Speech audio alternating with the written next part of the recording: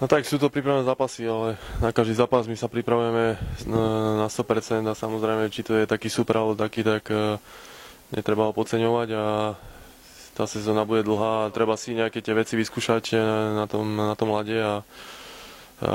tak to vyšlo včera. Sme radi, že sme si dali toľko gólov a určite nás to pozbudí do ďalšieho zápasu a samozrejme teraz nás čaká dosť taký náročný turnaj na Ukrajine.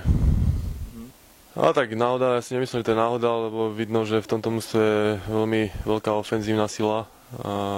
máme tu dosť veľmi kvalitných hráčov, ktorí vedia dať gól, tak dúfam, že takto budeme pokračovať ďalej na tom turnaji a hlavne aby takto to pokračovalo v sezóne. Také zápasy bývajú aj také, podľa mňa aj budú v sezóne, takže keď jednej peťke nejde, tak druhá zapne a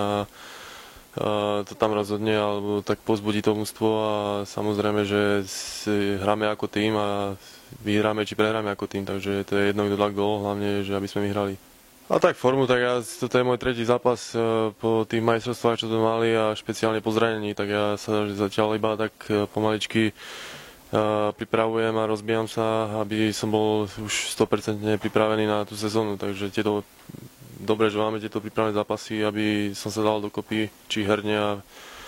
aj mentálne, aj zdravotne, takže dúfam, že už to bude 100% fit.